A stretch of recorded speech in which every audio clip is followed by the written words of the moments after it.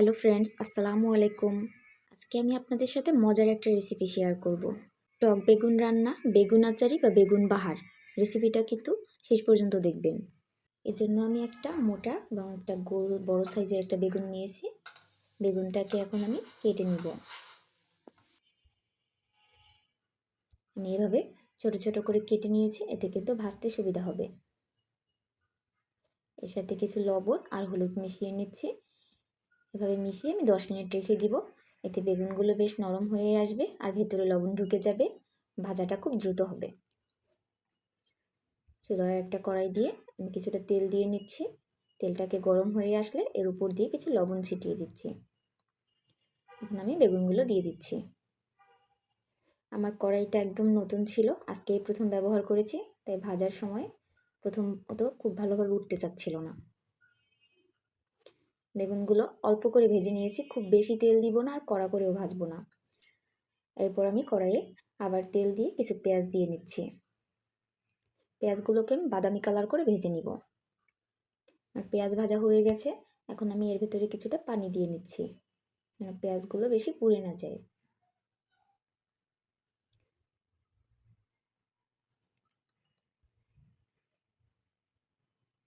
এখন আমি এর ভেতরে দিয়ে দিচ্ছি কিছুটা সরিষা বাটা, হাফ চামচ কাঁচা জিরা বাটা, 1 চামচ আদা রসুন বাটা।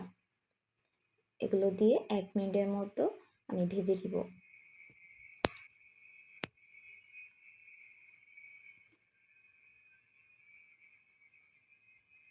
ভেজে নেওয়া হয়ে গেলে একটুখানি পানি দিয়ে নিয়েছি।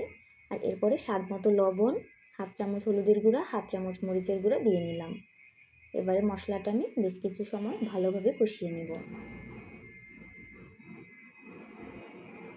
মশলা থেকে যখন তেল ছেড়ে আসবে তখন আমি এর ভেতরে দিয়ে দিব গুলিয়ে রাখা তেঁতুল। বিচিসহ তেঁতুল আমি গুলিয়ে রেখেছিলাম, বিচিগুলো পরিষ্কার করে আমি এর ভেতরে তেঁতুলের কাঠটা দিয়ে দিচ্ছি।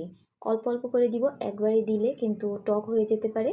এই রান্নাটা করতে হলে কিন্তু একবারে সব তেঁতুল দেওয়া যাবে না, এতে কিন্তু বেশি টক হয়ে যেতে পারে। আর টক হলে কিন্তু বেগুন তরকারিটা বেশি ভালো লাগবে না খেতে। আমি 2বারে অল্প অল্প দিয়ে নিলাম, একটু চেক করে নেবেন।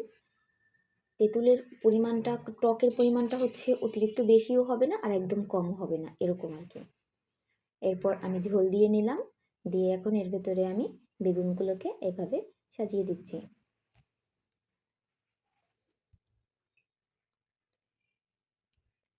ঝোলের পরিমাণ খুব বেশি দিতে হবে না, যেহেতু বেগুন নরম সবজি আর আগেও ভেজে নিয়েছি। 5 মিনিট আমি জাল করে নিলাম, ঝোলটা শুকিয়ে আসলো। এখন আমি এর উপর দিয়ে কয়েকটা কাঁচামরিচ দিয়ে দিচ্ছি, এতে সুন্দর একটা ফ্লেভার আসবে। আমার রান্নাটা কিন্তু কমপ্লিট। উপর দিয়ে আমি একটু জিরা ছিটিয়ে দিচ্ছি, এতে খুব সুন্দর একটা ঘ্রাণ আসে। রেসিপিটা কিন্তু অসাধারণ লাগে, একবার হলেও আপনারা ট্রাই করবেন। গরম ভাতের সাথে অবশ্যই এটা খেতে হবে, ঠান্ডা ভাতের সাথে কিন্তু ভালো লাগবে না। ভিডিওটা দেখার জন্য ধন্যবাদ। আল্লাহ হাফেজ।